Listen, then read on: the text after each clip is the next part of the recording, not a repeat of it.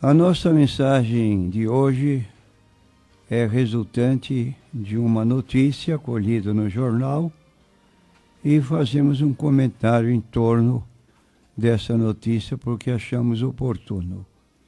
O jornal a que nos referimos é o Book News, edição de 4 de abril de 2015, em sua página de frente, letras garrafais, publicou Juventude Violenta e relata o seguinte: o homicídio do cantor santista Dan Nunes, de 25 anos, reacende uma questão importante na sociedade atual, onde cada vez mais jovens são assassinados por motivos banais.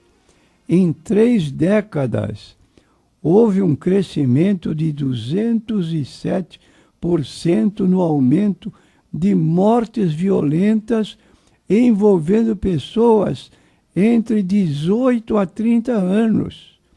No Brasil, números da violência, Baixada Santista, 207% foi o aumento de mortes não naturais e violentas de jovens, como acidentes, homicídios, suicídios, entre 1980 e 2011, de acordo com o mapa da violência 2013, homicídio e juventude no Brasil.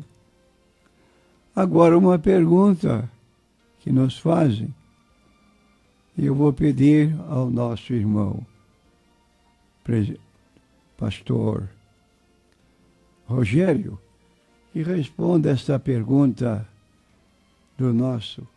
Pastor, então vamos aqui a esse jornal e eu vou fazer então a pergunta para o senhor. Como o senhor está vendo esse crescimento aqui da juventude brasileira, com números avultados de mortes não naturais e violentas de jovens, como, por exemplo, os acidentes, que são muito constantes, os homicídios e também, pastor, os suicídios? Realmente é acabrunhador tomar conhecimento de uma situação, isto porque se trata de uma juventude. Um aviso muito solene deu Deus aos povos antediluvianos, recomendando que cessassem com o pecado daqueles dias. E Deus mandou construir uma arca, porque chegou a um extremo que Deus não suportou mais a forma pecaminosa dos que antecederam o dilúvio, e mandou construir uma arca. Para muita gente, uma arca no seco era coisa aberrante. Mas a ordem de Deus foi cumprida e as pessoas que puderam ter fé que, na verdade, a catástrofe anunciada por Deus de um grande dilúvio iria mesmo cair, tiveram critério para esperar essa posição, para que no fim, se não acontecesse nada, pudessem fazer basófias com aqueles que tiveram essa providência, como no caso de Noé com a sua família. E realmente só entraram 8 pessoas naquela arca enorme que levava muitas espécies de animais. Noé, esposa, 2 filhas, 2 filhos e as respectivas esposas. Todo o restante do povo pereceu, muito embora houvesse uma arca em que poderiam salvar-se. E o apóstolo Pedro, já centenas e centenas de anos depois, avisa na sua epístola que a terra de que hoje nós pisamos se reserva como um tesouro para o grande dia em que os elementos se desfarão e a terra e as obras que nela há se queimarão. estão vivendo contrários à vontade de Deus, como vemos atualmente. E em 2 Pedro, capítulo 3, versículo 6, está escrito: pelas coisas pereceu o mundo de então, coberto com as águas do dilúvio, mas os céus e a terra que agora existem, pela mesma palavra se reservam como tesouro e se guardam para o fogo, até o dia do juízo e da perdição dos homens ímpios. Mas, amados, não ignoreis uma coisa, que um dia para o Senhor é como 1000 anos, e 1000 anos como um dia. O Senhor não retarda a sua promessa, ainda que alguns a tenham por tardia, mas é longânimo para convosco, não querendo que alguns se percam, senão que todos venham a arrepender-se.